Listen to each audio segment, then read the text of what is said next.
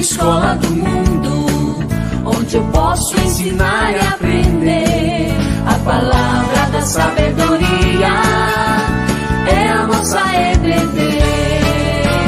Deus é o nosso diretor, o Espírito Santo nosso professor.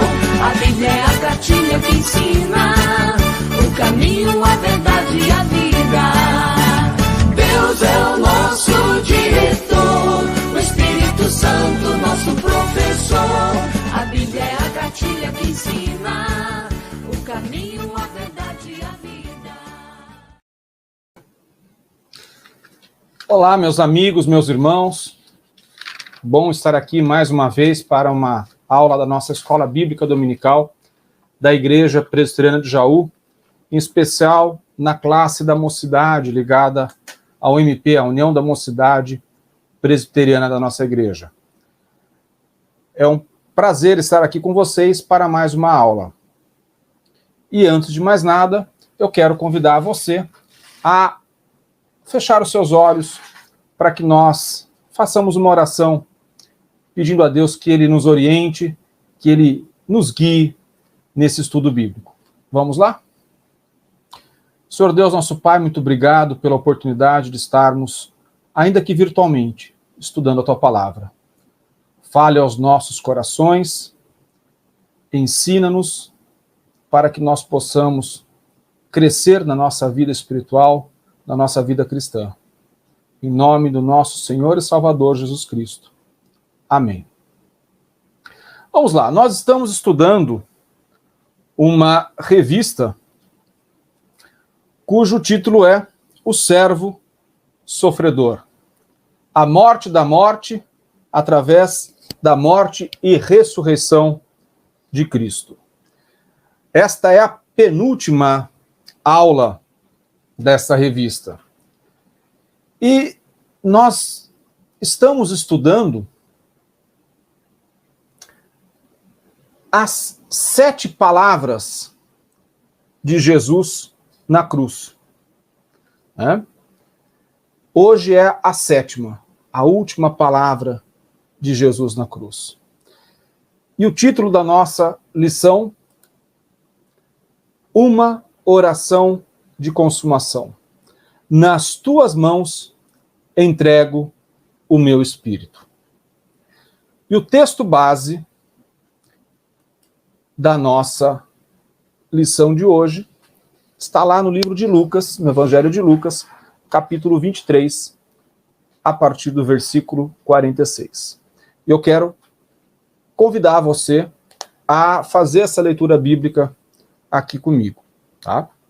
Então, vamos lá. Então Jesus chamou em alta voz: Pai, nas tuas mãos entrego o meu espírito. E dito isto, expirou. Vendo o centurião o que tinha acontecido, deu glória a Deus, dizendo: verdadeiramente este homem era justo. E todas as multidões reunidas para este espetáculo, vendo o que havia acontecido, retiraram-se a lamentar, batendo nos peitos. Entretanto, todos os conhecidos de Jesus e as mulheres que o tinham seguido desde a Galileia permaneceram a contemplar de longe estas coisas. Vejam, este texto é onde Jesus efetivamente morre. Aonde ele ora ao Pai e entrega o seu espírito. Como eu disse aqui na abertura da nossa aula, essa é a 7ª palavra de Jesus na cruz. Na verdade, a gente usa o termo, as palavras de Jesus na cruz, mas não é uma palavra, é uma frase, E tradicionalmente, algumas igrejas fazem no domingo da ressurreição o culto das 7 palavras, onde se revezam 7 pregadores, cada um falando sobre essas 7 palavras que Jesus disse na cruz. E eu quero aqui rapidamente rever com vocês aqui quais foram as 7 palavras que nós estudamos aqui nas aulas anteriores e o que significa cada uma delas, né? A primeira, Pai, perdoa-lhes, porque não sabem o que fazem. Perdão. A segunda, hoje ainda estarás comigo no paraíso. A promessa de salvação. A terceira, eis aí a tua mãe. A provisão. A quarta, por que me desamparaste? Petição. A quinta, tenho sede. Pedido. A sexta, está consumado. Proclamação. E hoje, a nossa lição, nas tuas mãos entrego o meu espírito. É uma palavra de prece, tá? Se você ficou curioso e quer saber um pouquinho mais dessas 6 anteriores, volta lá na nossa playlist no YouTube e reveja as aulas anteriores. Esta frase de hoje, nas tuas mãos entrego o meu espírito. Esta 7ª palavra foi uma oração de consumação. E vejam, que oração curta, simples. Pai, em tuas mãos entrego o meu espírito. Vejam que é uma oração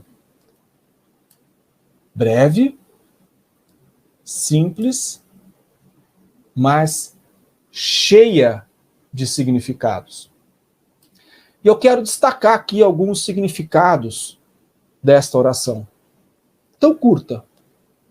Pai, em tuas mãos entrego o meu espírito. A primeira delas significa a voluntariedade de Jesus. Jesus não foi obrigado. Jesus fez algo voluntário. Algo que nós precisamos entender é que a morte de Jesus já estava desenhada, arquitetada na eternidade. Olha só o que eu vou colocar aqui para vocês. A morte de Jesus foi um evento pré-determinado pelo Pai na eternidade para pagar o preço por nossos pecados. Deus criou o homem, criou a mulher como sua companheira, deu ao homem e à mulher a mordomia da criação para que ele cuidasse e determinou que ele não comesse do fruto do bem e do mal, porque senão ele iria morrer. A queda ocasionou um rompimento de comunhão de Deus com o homem. Jesus veio ao mundo morrer em nosso lugar justamente para que essa comunhão que foi quebrada pudesse ser refeita através do sangue e do sacrifício de Jesus. Olha só o que Deus disse à serpente quando o homem pecou e Adão e Eva foram expulsos do paraíso. Porém, inimizade entre ti e a mulher, entre a tua descendência e o seu descendente. Este te ferirá a cabeça e tu lhe ferirás o calcanhar. Esta é a primeira referência bíblica de Jesus, o Messias. Ele foi ferido. É o calcanhar. Mas ele ressuscitou. Então vejam, Jesus sabia de antemão por que ele, como membro da Trindade, veio ao mundo em forma humana. veio ao mundo como homem, e nós já estudamos aqui nessa lição que ele era 100% homem, 100% Deus. Ele sentia todas as dores, todas as necessidades humanas. Ele foi um homem perfeito. Ele só não pecou. Fora isso, todas as nossas necessidades ele também sentiu. Então, neste ponto, a gente precisa entender a voluntariedade na morte de Jesus. A vida dele não foi arrancada. Ele entregou. Olha só o que ele diz lá em João. Por isso o Pai me ama, porque eu dou a minha vida para a reassumir. Ninguém a tira de mim, pelo contrário, eu espontaneamente a dou. Tenho autoridade para entregar e também para reavê-la. Este mandato recebi de meu Pai. Então, portanto, esta oração de Jesus indica, em primeiro lugar, uma voluntariedade. Ninguém tirou a vida de Jesus, ele a deu. Segundo ponto, revela confiança. Jesus tinha plena confiança no seu Pai. Olha só, desde o momento do seu nascimento, quando os anjos apareceram para os pastores, quando no seu batismo, Deus se manifestou, Jesus nunca perdeu a confiança em Deus. Deus estava presente com ele em todo momento. E por isso é que ele pode dizer, nas tuas mãos entrego o meu espírito. Uma outra característica que eu quero ressaltar aqui dessa oração é comunhão na adversidade. A proximidade da morte não afastou ele do seu Pai. Muito pelo contrário. Olha só, a proximidade da morte aproximou Jesus do Pai, sem revolta. Ao contrário, Jesus se mostrou extremamente íntimo de Deus no momento da aflição. Esse é um exemplo tremendo. No momento da adversidade, da dor, da provação, é que a gente tem que ter confiança e comunhão com Deus. Uma outra característica aqui, ou uma outra evidência que eu gostaria de ressaltar, é unidade. Olha só, como ser humano perfeito que Jesus era, ele precisava amar a sua vida, tá? Ou seja, ele tinha que ter amor à sua própria vida. E ele demonstrou isso. Olha só lá em Mateus 26, 39. Lá no Getsemane.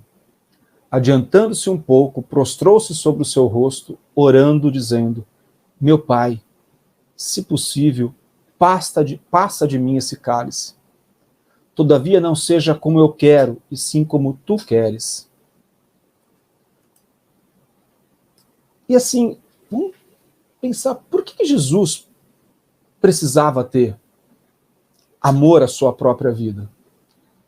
Há duas questões aqui que eu queria ressaltar com você. Se Jesus não tivesse amor próprio, amor à sua própria vida, em primeiro lugar, não ia ser sacrifício, ia ser suicídio. Ah, mas é uma questão semântica. Não, faz toda a diferença. Jesus se ofereceu, se entregou como sacrifício. Segundo ponto, não teria valor o que ele fez sem amor próprio. Ele não entregaria realmente algo importante para si, que é a sua vida, para nos salvar. E tem a ver com o argumento anterior. É sacrificial porque A vida dele tinha valor para ele. Tá? Agora, a unidade que ele tinha com Deus era tão grande que ele amava mais ao Pai do que a sua vida. Ele amava cumprir a vontade do Pai. Olha só, Mateus 26, 42. Tornando a retirar-se, orou de novo, dizendo: Meu Pai, se não é possível passar de mim esse cálice sem que eu beba, faça-se a tua vontade. É maravilhoso. É maravilhoso. Vejam quantas coisas esta oração tão curta e tão singela significa. Pai, em tuas mãos entrego o meu espírito. E a gente pode até pensar assim, mas Deus não tem mão. Sim, todos nós sabemos que não. Todos nós sabemos que esse é um sentido figurado. O que Jesus está dizendo é o seguinte: Pai, voluntariamente, eu cumpro a tua vontade, eu cumpro o meu propósito, eu entrego a minha vida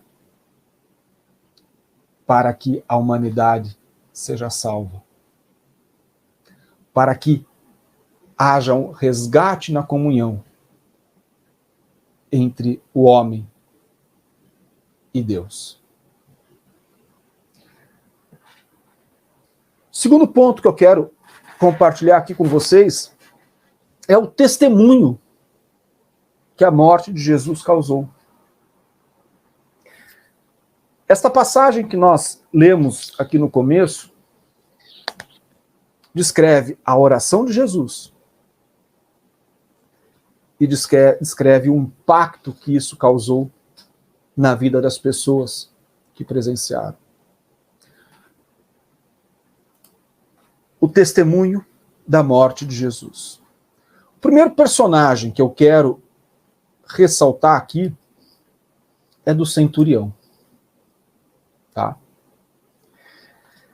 E a gente precisa entender aqui o seguinte: o normal daquele evento eram crucificações aonde havia desespero, choro, um clamor por clemência, um praguejar, assim como fez um dos ladrões na cruz. Era uma morte extremamente dolorosa. Era uma morte que causava um sofrimento extremo. E as pessoas reagiam àquilo, como humanas que são, chorando, pedindo clemência, praguejando, esbravejando. E não foi assim com Jesus. Né? Jesus morreu de forma serena, dirigindo-se a Deus como seu Pai e rendendo a sua alma às mãos do Senhor. Olha só, isso causou um impacto profundo no centurião. Eu quero rever aqui com vocês Mateus 27, 54. O centurião e as pessoas que com ele guardavam a Jesus, vendo o terremoto e tudo o que se passava, ficaram possuídos de grande temor e disseram: verdadeiramente, este era o Filho de Deus. O centurião, presenciando todo o comportamento de Jesus, vamos lembrar, o centurião ouviu, presenciou o comportamento de Jesus nas suas 7 palavras. 7 palavras. Ele presenciou o diálogo de Jesus com os ladrões na cruz. E finalmente, ele escuta Jesus dizendo: Pai, em tuas mãos entrego o meu espírito. E aí, ao sol do meio-dia, fez-se trevas, houve tremor, um terremoto, rochas se fenderam, e ele reconhece que aquele homem podia ser chamado de Filho de Deus, porque verdadeiramente o era. Entenda o quão importante isso é. Deus é glorificado quando Jesus é reconhecido e testemunhado como Filho de Deus, o Messias prometido. Essa é a grande questão. Mas, em relação ao testemunho da morte de Jesus, não só isso. A multidão também. Havia uma multidão lá. Por uma razão muito simples. Aquilo era um grande espetáculo. A execução, através da crucificação, era um espetáculo que atraía a multidão. Porque eram criminosos, né, que mereciam estar na cruz. O sofrimento dessas pessoas despertava grande interesse da multidão. E eles viram algo totalmente diferente. Eles viram alguém que não praguejou, alguém que não abriu a boca para reclamar, alguém que, quando morreu, fenômenos sobrenaturais se manifestaram. Uma escuridão em pleno meio-dia, um tremor de terra e um comportamento de Jesus totalmente diferente dos outros executados. E aí, quando a gente fala do comportamento de Jesus, a gente precisa lembrar da profecia de Isaías. Lá em Isaías 53, versículo 7, que ele descreve exatamente como foi a morte de Jesus. Ele foi oprimido e humilhado, mas não abriu a boca. Como cordeiro foi levado ao matadouro, e como ovelha muda perante os seus tosqueadores, ele não abriu a sua boca. Vejam, a morte de Jesus, dentro desse cenário todo, também causou um impacto naquela multidão que acompanhou esse espetáculo. Foi para ver um espetáculo. E olha só o que aconteceu. Vamos dar uma olhada em Lucas 23, 48. E todas as multidões reunidas para este espetáculo, vendo o que havia acontecido, retiraram-se a lamentar, batendo nos peitos.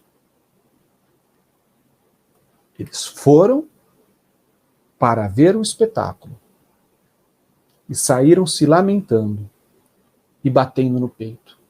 Você sabe o que significa isso, bater no peito na cultura judaica? Sentimento de culpa. Essas pessoas foram para uma crucificação para se divertir. Foram ver um espetáculo. Saíram de lá com um sentimento de culpa. Culpadas. Mas há um terceiro grupo de pessoas que estavam lá. Discípulos galileus. Um grupo de pessoas que acompanhava Jesus desde a Galileia. Principalmente mulheres.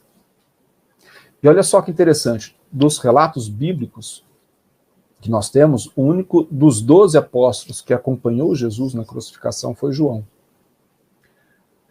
Olha só o que diz aqui Lucas 23, 49. Entretanto, todos os conhecidos de Jesus e as mulheres que o tinham seguido desde a Galileia permaneceram a contemplar de longe estas coisas. Este é o grupo que acompanhou Jesus desde a Galileia. E dentre esse grupo, né, o versículo faz referência específica. E as mulheres que o tinham seguido desde a Galileia. São aquelas mulheres que permaneceram aos pés da cruz, foram as testemunhas da ressurreição de Jesus e proclamaram a ressurreição de Jesus. Vejam, caminhando aqui para a nossa conclusão.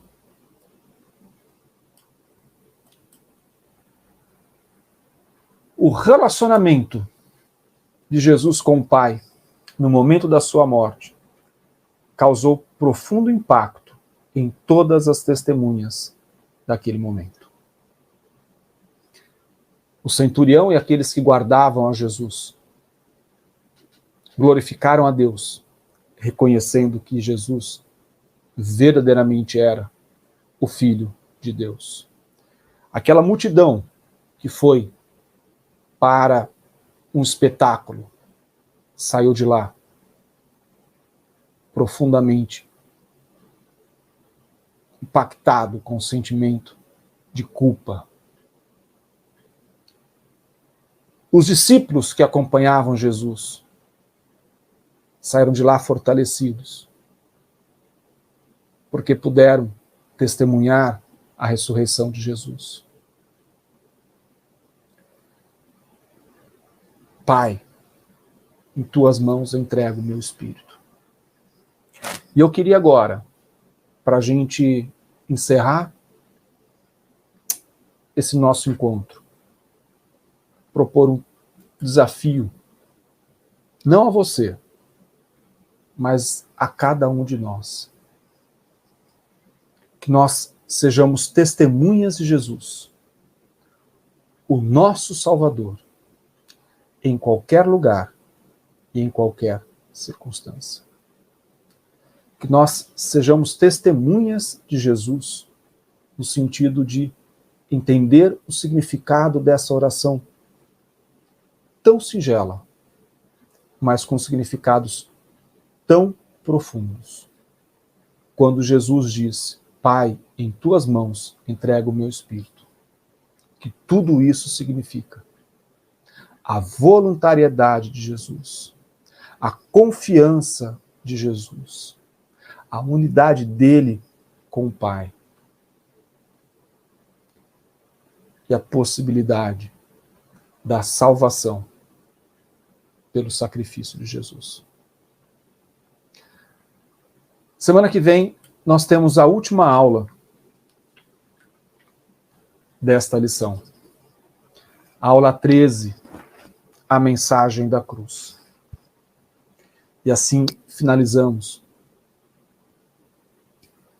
toda essa história linda do sacrifício de Jesus para a nossa salvação. Deus te abençoe, que você tenha uma semana abençoada e até o nosso próximo encontro.